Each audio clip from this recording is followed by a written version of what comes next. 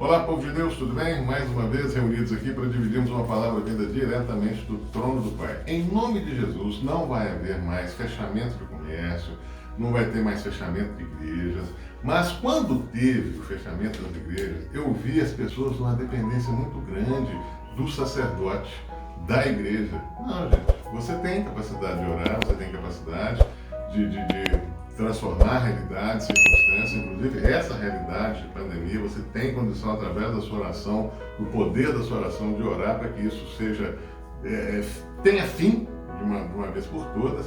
E eu queria te dar um exemplo de uma mulher muito, sim, fera, né?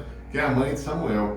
Se você abrir a sua Bíblia no primeiro livro de Samuel, capítulo 1, a partir do versículo 12, diz o seguinte: Ana continuava a orar diante do Senhor, e o sacerdote Eli começou a observar o movimento dos lábios dela, porque Ana só falava em seu coração.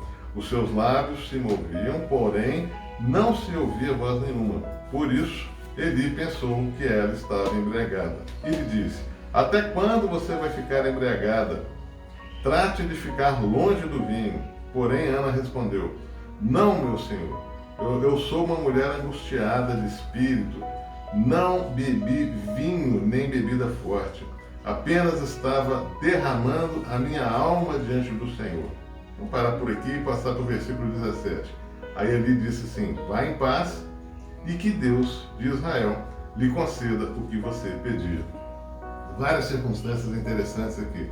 Ela foi para o templo, né, porque era a época de ir no templo. Não é que ela foi, não, mas era a época, estava na época de ir para o templo. E naquela época, orar no templo tinha um significado muito grande, porque é ali que habitava Deus.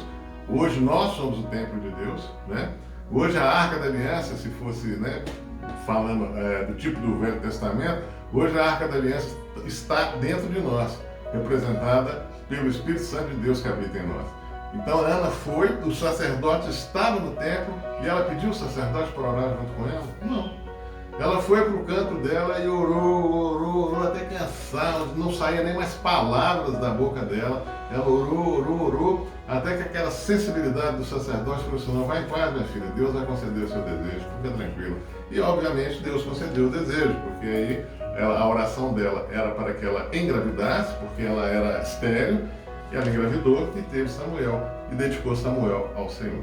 É o que eu estou te falando. Se por acaso fechar templo, se por acaso você viajar para uma cidade que não tem templo evangélico, que não tem lugar para você orar, o lugar de você orar, como eu falei no outro vídeo, é o seu quarto.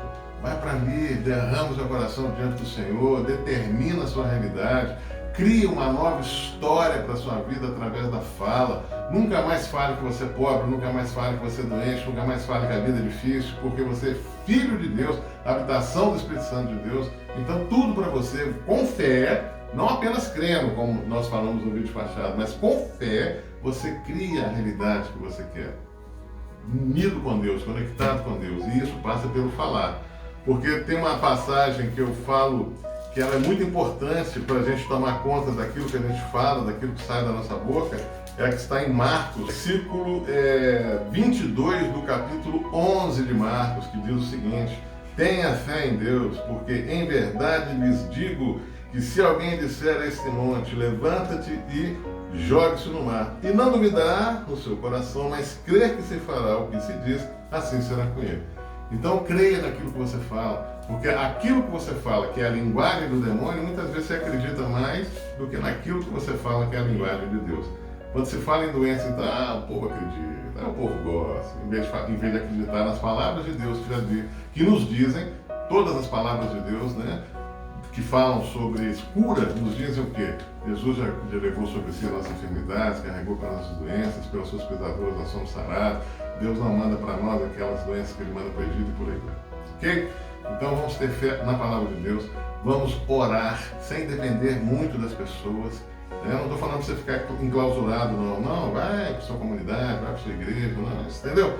Saiba que você é o regente do seu universo. Amém? É isso aí. Se gostou, compartilha, inscreve no nosso canal, dê um joinha e em breve estaremos aqui mais uma vez dividindo uma palavra vinda diretamente do trono do Pai. Até a próxima.